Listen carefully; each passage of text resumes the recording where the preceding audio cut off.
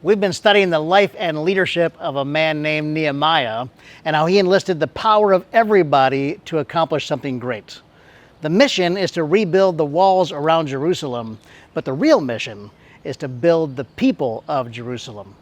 When we last left Nehemiah, he was brokenhearted over the news that the exiles who had returned to Jerusalem were in trouble and disgrace.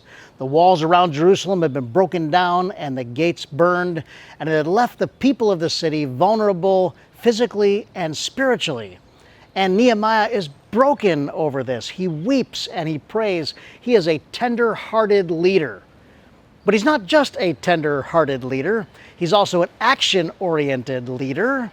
In chapter 1, he weeps and prays and grieves. And in chapter 2, he takes action. He feels called by God not to pray only, but to personally go to Jerusalem to oversee the rebuilding efforts. Now, he knows he's going to need time to accomplish this project. He's going to need resources, so he decides to approach the king to ask for help. He's going to ask the king for time off and for material resources. Now, what are the odds that the king is going to say yes? Nehemiah had to be imagining this in his mind. On the one hand, Nehemiah is a trusted servant of the king. He's the cupbearer of the king. That's like being the king's bodyguard. It'd be very unusual for a Jewish slave to have attained that high position. So it must have been an earned trust over time. So Nehemiah must be thinking, I think the king could say yes. I'm in the king's trusted inner circle. At the same time, Nehemiah must have been wondering, but I'm sure the king's not going to be happy about having his bodyguard gone for an extended period of time. Who knows how long this will take? And why would the king have any interest in the restoration of Jerusalem? Those Israelites, if they have too much hope, too much power, they might rebel. Israel has a history of that. Will the king say yes or no? Nehemiah doesn't know, but he has to risk it. And the risk to Nehemiah is great. If a king sensed that his cupbearer had divided loyalties or was trying to sell something or push something over, that cupbearer would be terminated on the spot. And in that time and place, terminated meant terminated. But Nehemiah has to try. The burden that Nehemiah has for Jerusalem is greater than his fear of the king. The burden that Nehemiah has for Jerusalem is greater than his fear of the king. And a burden for beats a fear of every time. A burden for beats a fear of every time. You've got a burden for your child. You will risk, sacrifice, do anything to see your child do well. You're an entrepreneur with a dream for a new business or a new ministry. It's risky and you know it, but you have to do it. You've got a cause you feel deep in your heart. It's going to take everything you've got, and even then, you're not sure it can be achieved, but you can't not do it. Nehemiah has to try. His burden is so great. Now, curiously, Nehemiah does not approach the king until 4 months after receiving news about the broken walls of Jerusalem. 4 months. He receives the news, he's grieved by it, and 4 months later, he approaches the king. Now, did Nehemiah just cry for 4 months and pray for 4 months? The text doesn't say, but may I remind you that grieving and praying are forms of action. Or was Nehemiah strategizing over that 4-month period? I think that's probable. Nehemiah is a strategic leader. Was Nehemiah just waiting for the precise right moment to approach the king? I think that's possible too. Timing is everything. So let's pick up our story in the Old Testament book of Nehemiah, chapter 2. In the month of Nisan, in the 20th year of King Artaxerxes, when wine was brought for him, I took the wine and gave it to the king. I had not been sad in his presence before, so the king asked me, "Why does your face look so sad when you are not ill? This can be nothing but sadness of the heart." You kind of sense the door cracking open for opportunity. Nehemiah says, "I was very much afraid, but I said to the king, 'May the king live forever.'"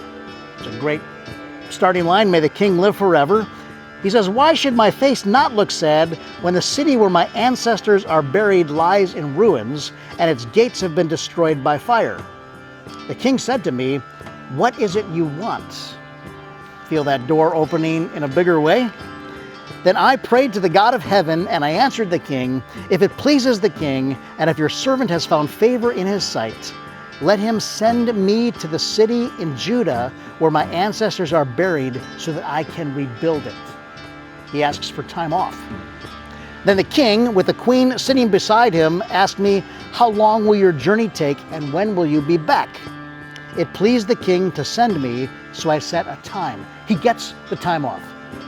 I also said to him, Nehemiah's going to ask for more, "If it pleases the king, may I have letters to the governors of Trans-Euphrates so that they will provide me safe conduct until I arrive in Judah?"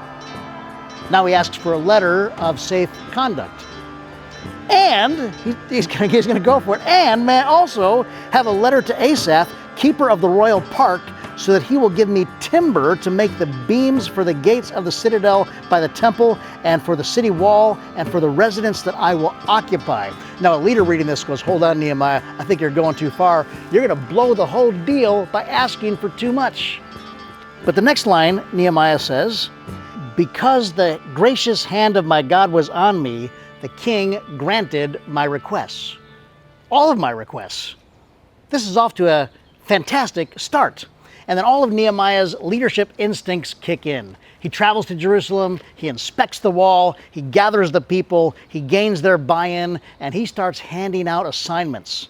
And this is going to take everybody in Jerusalem. This is an all-in moment. When God gives to you an assignment, a task, a burden, God will bring other people to help you. When God gives to you a burden, he will bring other people to carry it with you. In Nehemiah's case, this is an all play. They're all going to be involved. They think they're building a wall, but the truth is that God is building a people. I want to read to you one of the inspiring speeches that Nehemiah gave to the people that day. "Then I said to them," Nehemiah says, "You see the trouble we are in. Jerusalem lies in ruins, and its gates have been burned with fire. Come, let us rebuild the wall of Jerusalem, and we will no longer be in disgrace." I also told them about the gracious hand of my God on me and what the king had said to me. And they replied, "Let us start rebuilding." So they began this good work. They began this good work. God will routinely give to each of his children a burden, a task, an assignment. And you might feel this deeply. But at some point, feelings must move to action. Some of the assignments of God are given to individuals, to a person. They are for you alone. And other assignments from God are given to a group, to a team, to a church. They are corporate calls, corporate from the Latin corpus, for a body. So some calls are given to a person, some calls are given to a body of people. This call of Nehemiah to rebuild the walls is for all the people of Jerusalem. It's for the body of believers. And this task will rebuild their confidence. It will rebuild their identity. It will rebuild who they are as a people. They began this good work. What good work is God calling you to start? What good work is God calling your group to start? What good work is God calling your church to start? Let us start rebuilding.